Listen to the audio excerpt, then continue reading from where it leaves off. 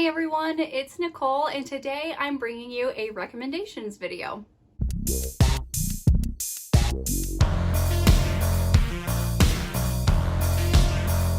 I have a series on my channel called Who Picked These Recs, where I come to you with recommendations for romance books, not necessarily just romance books, but really any kind of books based on a specific genre or trope that I usually get from like recommendations like from you. If a viewer comments on one of these videos and saying, can you do this trope or can you do this genre, I will recommend books based on that. So if there's anything that you would like me to recommend you books from, let me know in the comments. Yesterday, May 6th, was National Space Day, and someone did say that they wanted some sci-fi recommendations as well, so I just thought this is the perfect month to do that for you, just because it was National Space Day yesterday, so I thought that was pretty cool. This is a list of a few sci-fi romances that are not Ice Planet Barbarians. These aren't in any particular order. I just kind of clicked on the sci-fi romance tag on Storygraph, and this was literally the list that came up. I just kind of picked ones that were my favorites or ones that stuck out to me. So the first book I want to recommend is Night Chaser by Amanda Boucher. This is book number 1 in the Endeavor series.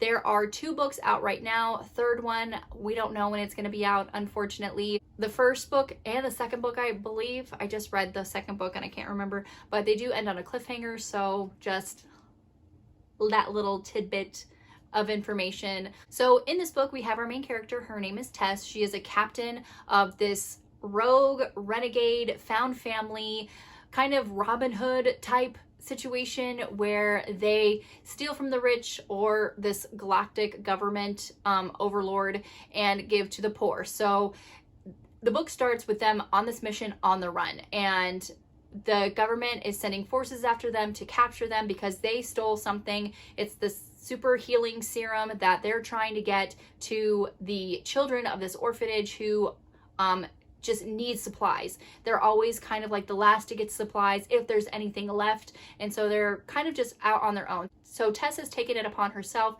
to get the supplies and stuff that this orphanage needs.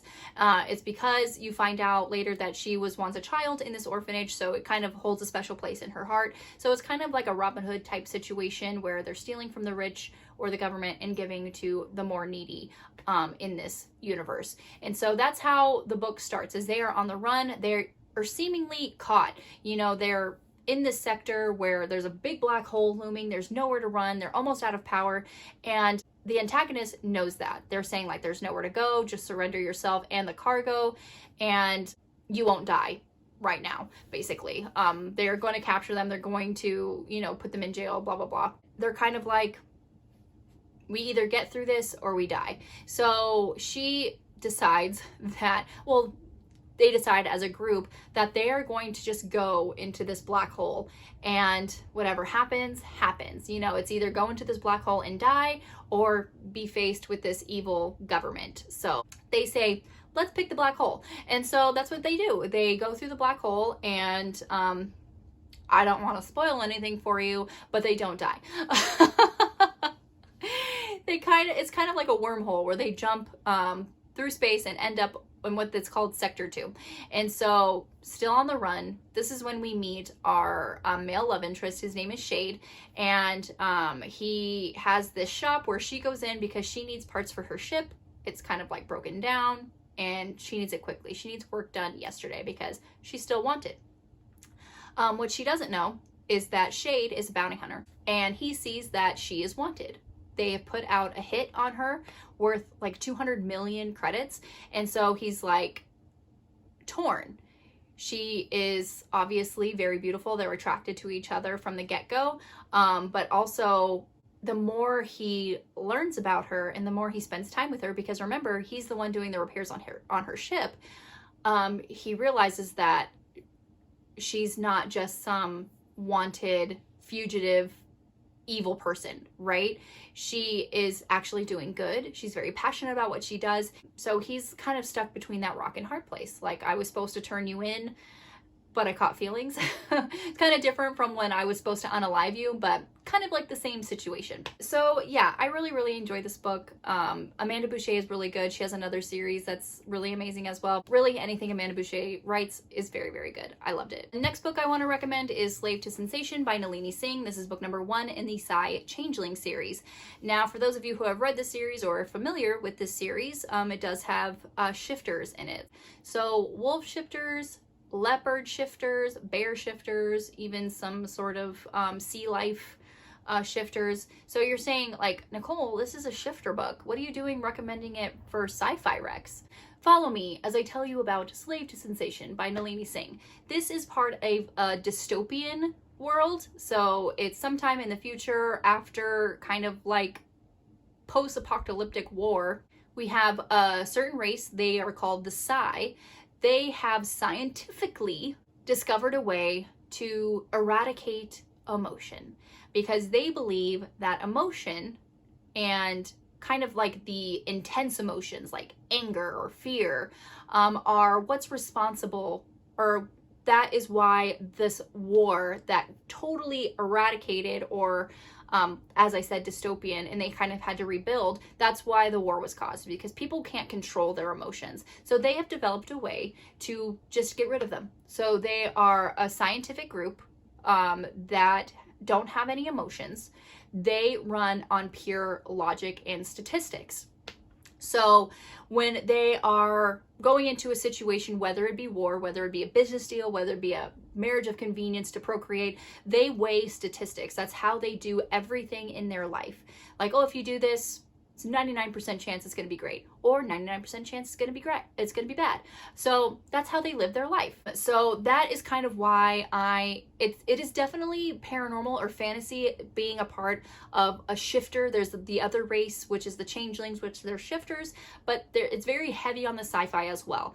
And that is why I'm recommending it for Sci-Fi Rex, because if you love anything sci-fi, you will love Slave to Sensation. So we have our main character. Her name is Sasha, and she is a cardinal psi, which means that her powers, they have like a gradient level, where it's very high. She's like 9 point something, almost kind of like a Richter scale. You know, the higher number you get, the more powerful the earthquake is. Same thing with the psi. The more higher their gradient number is, the more powerful their psi powers are. It's mostly having to do with like a mental psychic powers. So very interesting in that as well. So her mother is one of the cardinal psis that are in the government, so very powerful, and they're trying to broker a deal with one of the changeling species, the leopard changelings, and his name is Lucas. Lucas is the alpha, and any deals brokered go through the alpha as well. So they're working very close-knit together, and it has to do with housing and building, so they can co-inhabit and live peacefully, the psi and the changelings together. So as they're working closely together, she's trying to hide the fact that she does have emotion, she does feel, and Lucas is very different. Being a changeling, they can't understand how they could potentially just eradicate all of their emotions. Like, how can you not feel? You know, it's very, very strange and bizarre to the changeling species.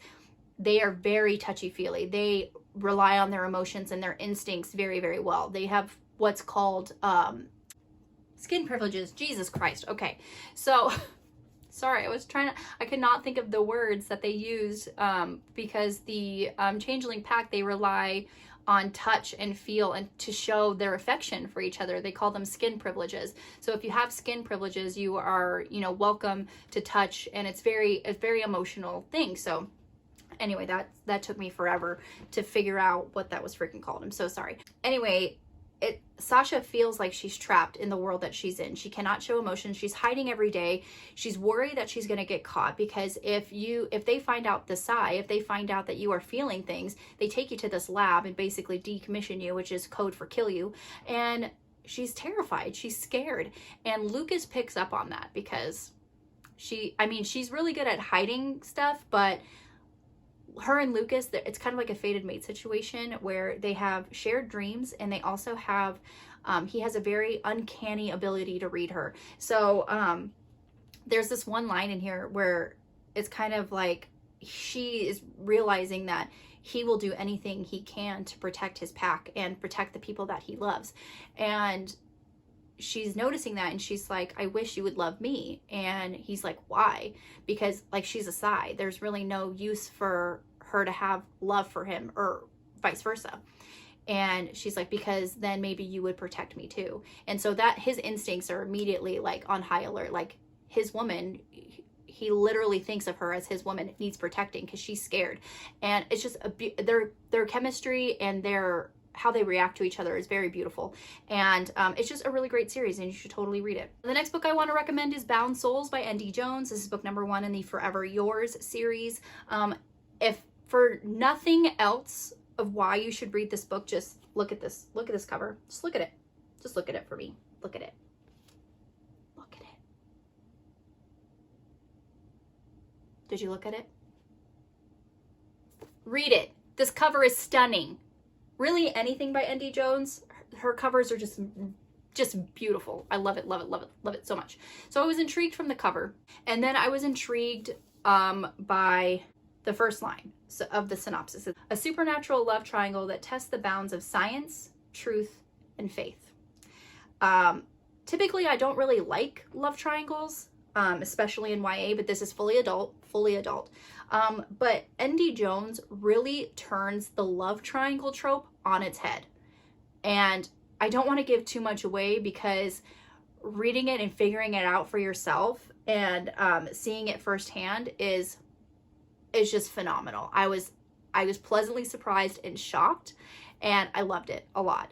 But our two main characters that we see, there are technically 3 main characters, but our 2 that we see the most of, her name is Layla. She's like this regent. She is the controlling captain, commander, entity of the people on her planet. She's been married to her husband Zion for 30 years.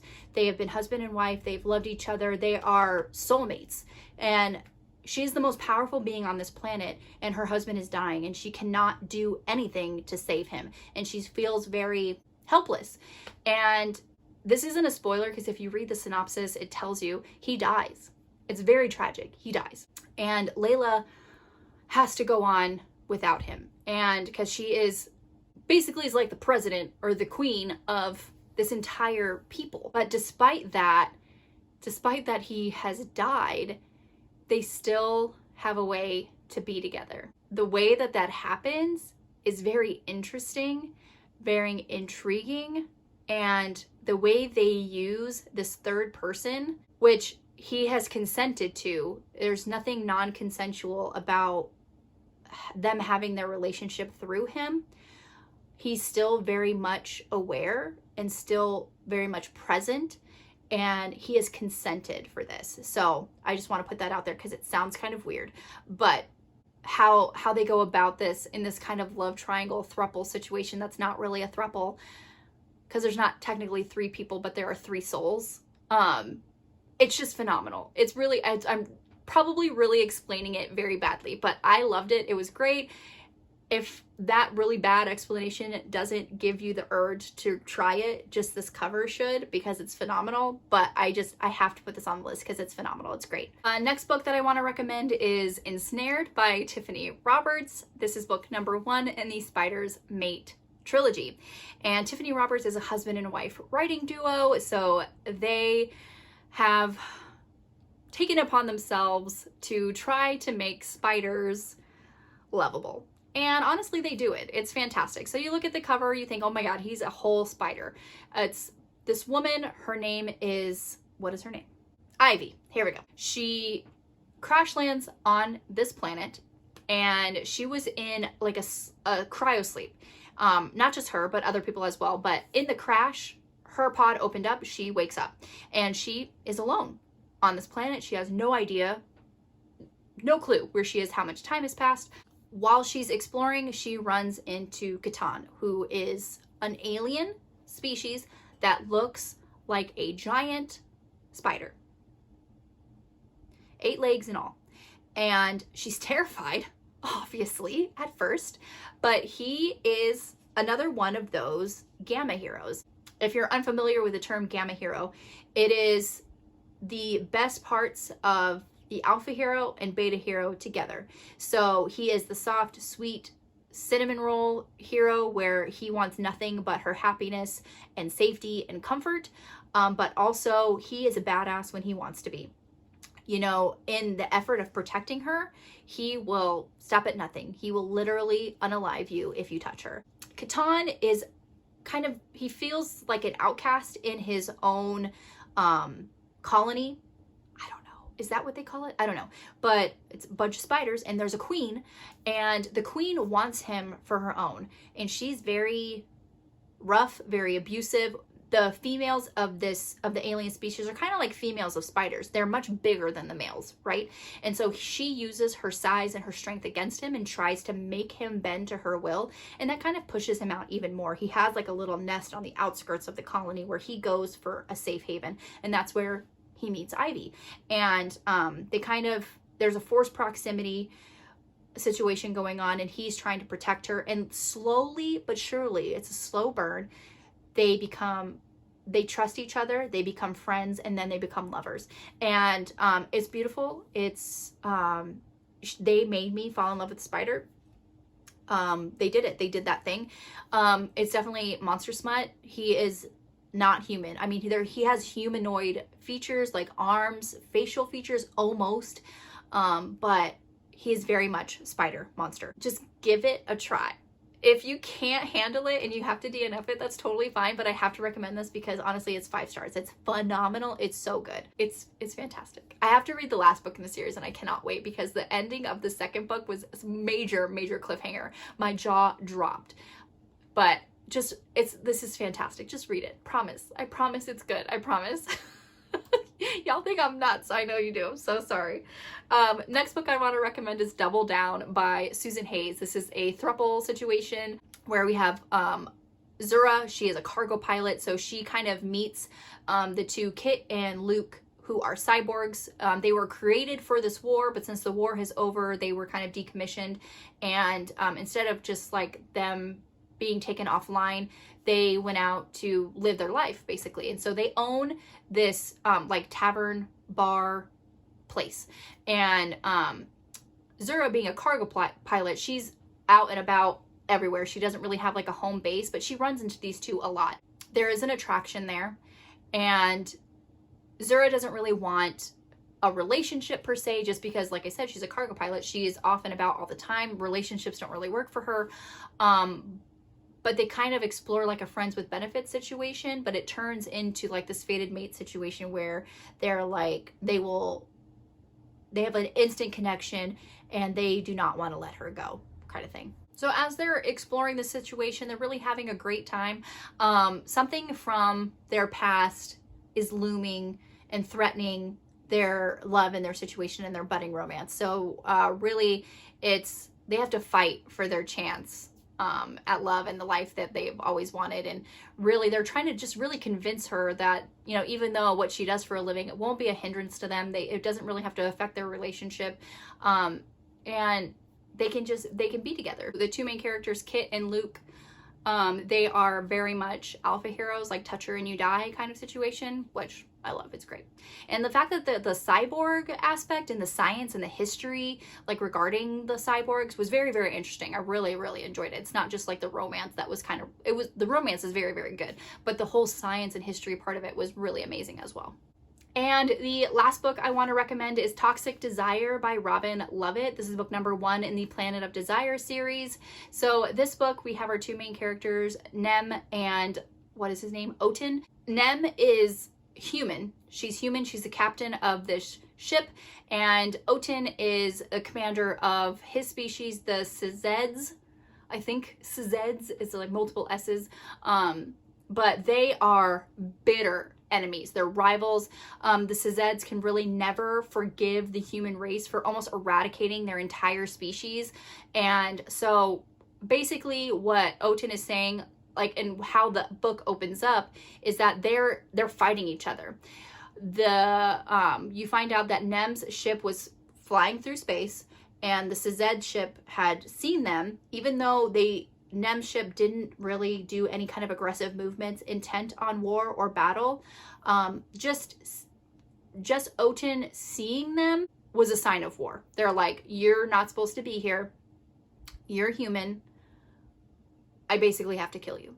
And so that's how the book starts. They're on, he has invaded her ship, and they're fighting. They're like full on fighting, and he doesn't know that she's a woman. How their government works and how the human government works is they kind of, they wear these armors. It covers their face, it covers their body, and it kind of makes them all look very much similar, and kind of hides any kind of gender characteristics that differentiates them from male or female. So it's just kind of like, and their name is very asexual too. Like you can't really tell like if they're female or male in the situation. So he doesn't know that she's female, and they are fighting. She's kicking his ass, honestly. She's kicking his ass. The ship is going down. The ship, like, basically, like, they're gonna crash land, and Odin is like, we're gonna die if we continue to fight like this. So basically, and she's like, if we die, we die. You know, I'm not gonna get an escape pod with you. I'm not gonna do any of this stuff. But he kind of like forces her into escape pod, and they kind of crash land on this planet. I can't remember what the planet's name is. It starts with an F. I don't know. But they crash land on this planet, and they get out. They can breathe, which is probably half the battle. They can breathe. It's not toxic in that situation where they can basically survive on this planet, right? As they're traveling and kind of trying to get to this base, there's a base there. They're trying to find civilization, and as they continue on, something's wrong. They know something, like they have this burning, itching, just something under your skin, and they look at each other and they're instantly attracted, and they just want to bang. They find out that it's the planet. It's the air they're breathing. It's on the plants. It's in the water. It's like this pheromone that infects their bodies and makes them want to have sex with anything they see. And since they're the only ones that they see, they end up like hate fucking almost all the time. And it's definitely enemies to lovers. It's enemies while lovers. It's hate to love. It's fantastic. It's steamy. It's sexy. It's forced proximity. They learn to trust each other even though they're bitter enemies, and they learn about each other. He learns that she's not a warship. They were there traveling through space to get somewhere for education. They are space explorers. They want to learn things. And so he's appalled at himself and the orders that he issued. Like, he feels terrible because he's like, I murdered your crew. Like, how can you even look at me? How can, like, he's like, basically take my life. Like, I did an unhonorable thing. They just learn to trust each other. And when they finally do get to civilization and get help, it's part of her crew.